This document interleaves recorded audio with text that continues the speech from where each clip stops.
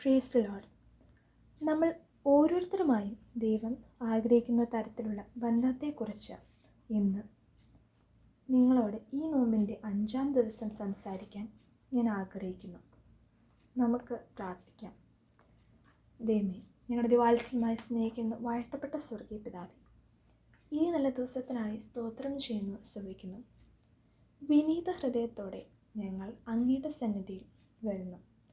ഇന്ന് അങ്ങയുമായി ഞങ്ങളുടെ ബന്ധത്തെക്കുറിച്ച് ചിന്തിക്കുവാൻ ഞങ്ങൾ ആഗ്രഹിക്കുന്നു.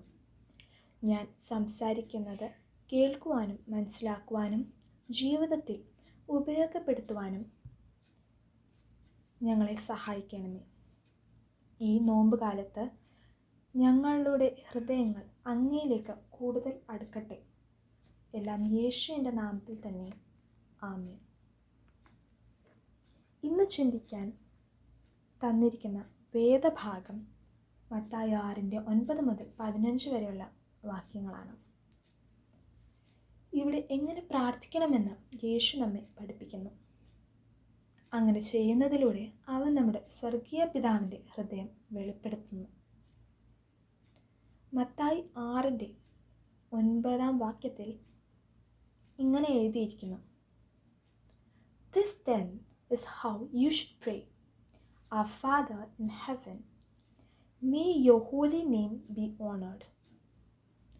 അതിനാൽ നിങ്ങൾ ഈ വണ്ണം പ്രാർത്ഥിക്കണം: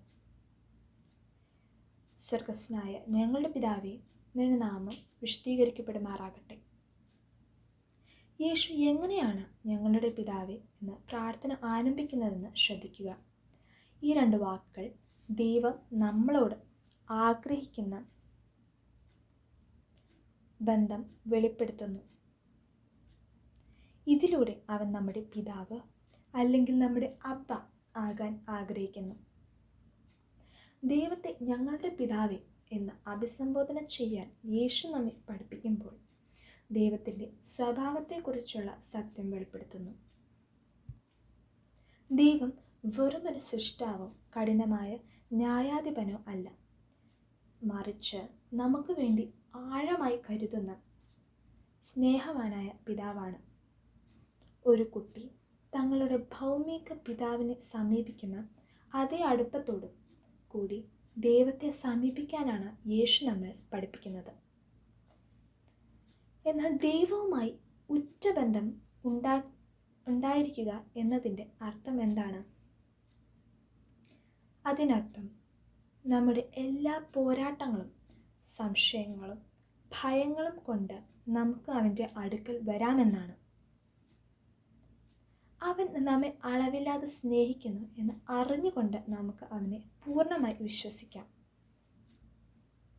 ദൈവവുമായി ഒരു ഉച്ചബന്ധം വളർത്തിയെടുക്കാൻ നമുക്ക് ശ്രമം നടത്താം. നമുക്ക് പതിവായി പ്രാർത്ഥിക്കാം. നമ്മുടെ ചുണ്ടുകൾ കൊണ്ട് മാത്രമല്ല, നമ്മുടെ ഹൃദയം കൊണ്ടും അവനെ കൂടുതൽ സ്നേഹിക്കാനും ആഴത്തിൽ അറിയുവാനും പൂർണ്ണമായി അനുസരിക്കാനും നമുക്ക് ശ്രമിക്കാം. ദൈവം ഈ വചനങ്ങളാൽ നമ്മെ ഓരോരുത്തരെയും അനുഗ്രഹിക്കട്ടെ. ആമേൻ.